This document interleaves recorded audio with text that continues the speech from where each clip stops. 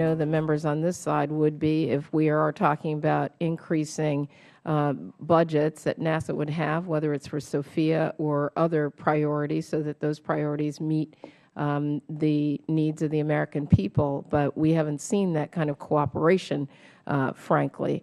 Dr. Holdren, I wanted to give you a chance to respond to how some members use the titles, and we've heard it today, of a few National Science Foundation grants to imply that the research that was funded by the grant wasn't necessary or wasn't of national interest. We've heard that this morning, and I think it's fairly easy to imply that research might not be in the national interest by only giving the title. But when you really look into these studies, and I'd urge my colleagues to do that before just reading a title, you realize their importance. For example, some members have questioned grants studying stress in Bolivia. Well, if someone looked into the research and not just the title, what they would find is that this study was investigating a relatively isolated group of people who are remarkably resilient.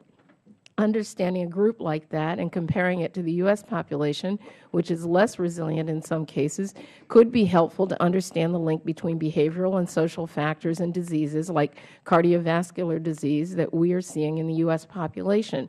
Other grants that have been mentioned are similar, and once you look into the research, you actually read, you understand its importance. And so I wanted to give you a chance to respond to that, and if you could leave me some time so that I can actually ask you about NASA.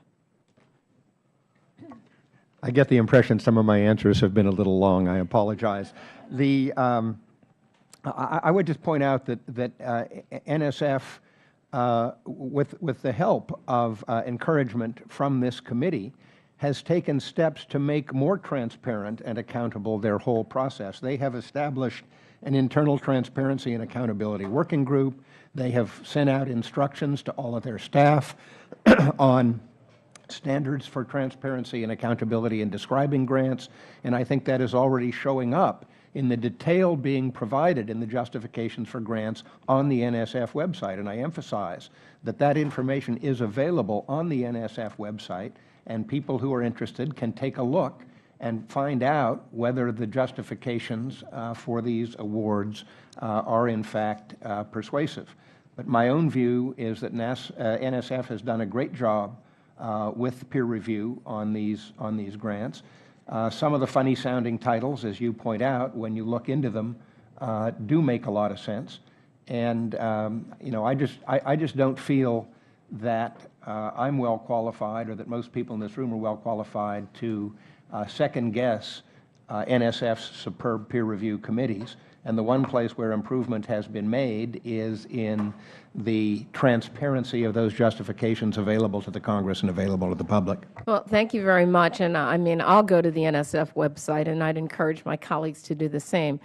Dr. Holdren, I wonder, when we talked about SOFIA, and you can get back to the committee about this, and I know that we'll be exploring it even more, it would be helpful to know the process that the administration and that the agency uses in justifying cut to a program or eliminating a program. I think that's always difficult to absorb, because programs aren't just programs. They're jobs, and they're science, and they're investments that have been made. But every once in a while, you know, you do have to kind of, you know, cut, and we understand that. But I would like to know, with respect to SOFIA, at some later point as we continue to examine the budget, what the rationale was, what are the steps, the internal processes within the administration to make a determination that SOFIA had to go. And if we were to restore SOFIA, wouldn't that mean adding another $83 to $85 million